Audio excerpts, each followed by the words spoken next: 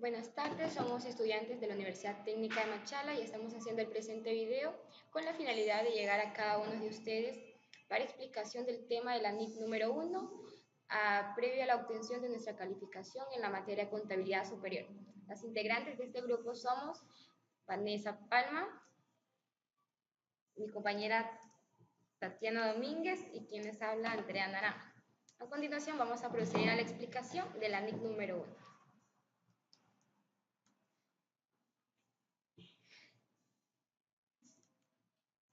Las normas internacionales de contabilidad, llamadas NIC 1, comprenden a la presentación de los estados financieros.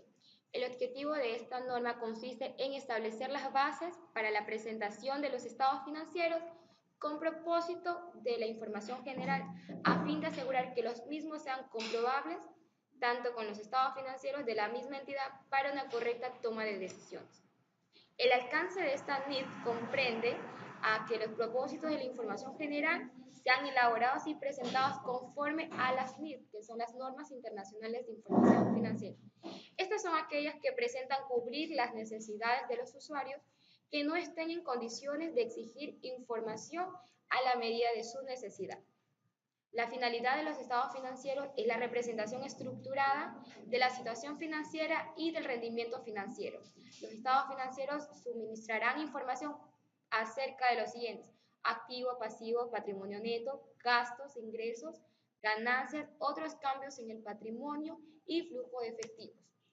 Los componentes de los estados financieros son los balances, cuentas de resultado, un estado de cambios en el patrimonio, estado de flujo de efectivos y las notas en las que se incluirán un resumen de las políticas contables.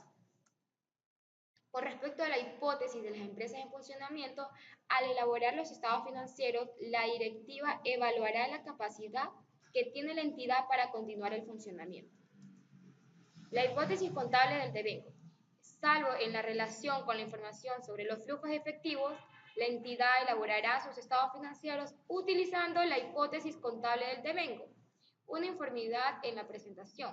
La presentación y clasificación de las partidas en los estados financieros se conservará en un ejercicio a otro, a menos que, tras un cambio en la naturaleza de las actividades de la entidad o una revisión de sus estados financieros, se pongan a manifiesto que serán más apropiadas. La compensación no es más que la comparación entre activo con pasivo ni ingresos con gastos, salvo cuando la compensación sea requerida o esté permitida por alguna norma o interpretación. Es importante que tanto las partidas de activo y pasivo como las de gastos e ingresos se presenten por separado. Respecto a la información comparativa, cuando se modifica la formación de presentación a la clasificación de las partidas en los estados financieros, compararán a menos que resulte impracticable hacerlo.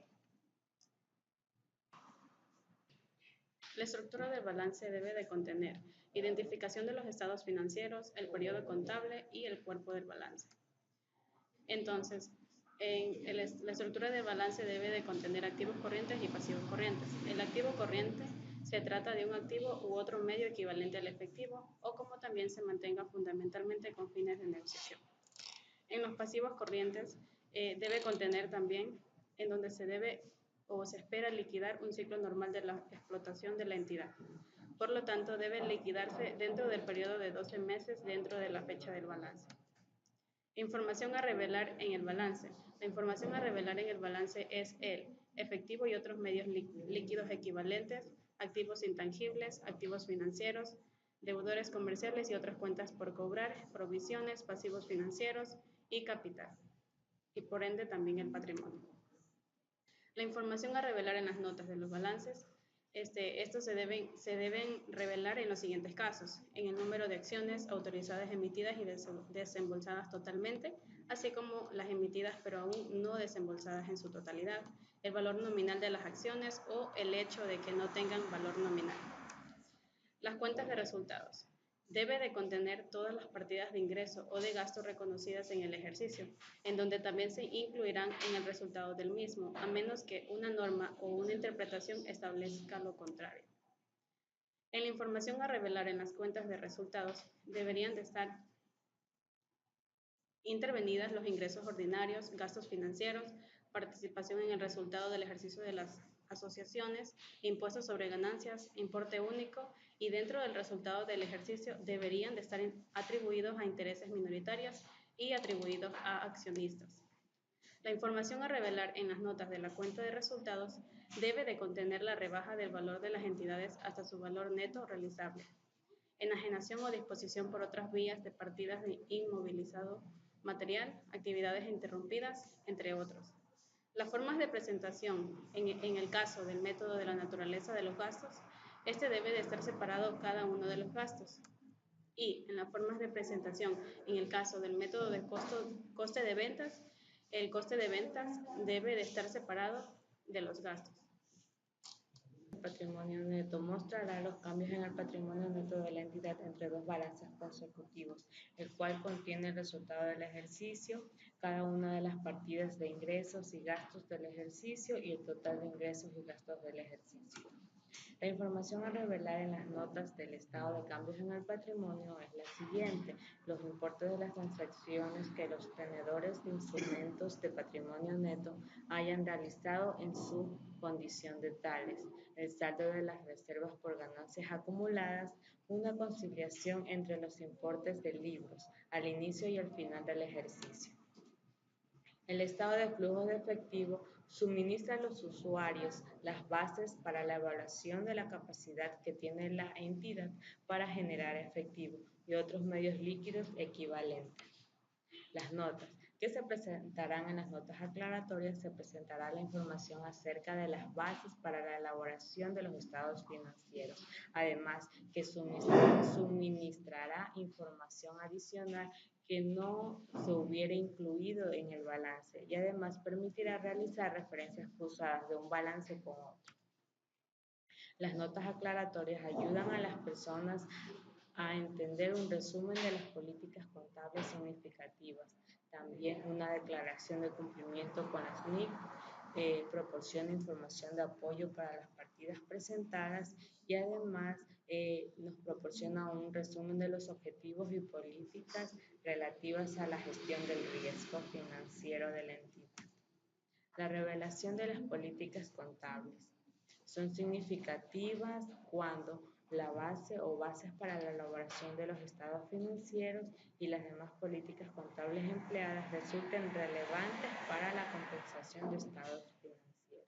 Y también se revelará la incertidumbre cuando se apegue en lo más posible a la realidad. Es decir, ¿qué es la incertidumbre? Son los acontecimientos basados en supuestos y que siempre sean de manera significativa. El capital también se va a incluir en las notas aclaratorias siempre que permita evaluar los objetivos, las políticas y los procesos de la empresa, en el cual se debe incluir información cualitativa sobre los objetivos, políticas y procesos, datos cuantitativos resumidos sobre el capital que se gestiona, cumplimiento de algún requisito externo de capital al cual esté sujeto e incumplimiento de los requisitos externos de capital que se le hayan supuesto externamente y sus consecuencias. La información adicional que se debe revelar puede ser el importe de los dividendos propuestos y el importe de cualquier dividendo preferente de carácter acumulativo. Información adicional o general que debe incluir los balances es el domicilio y forma legal de la entidad, así como el país en el que se ha constituido y su dirección, una descripción de la naturaleza de la explotación de la entidad, así como sus principales actividades, y el nombre de la entidad dominante directa y de la entidad dominante última del grupo. Muchas gracias. Esto ha sido todo en cuanto a la explicación de la NEC 1.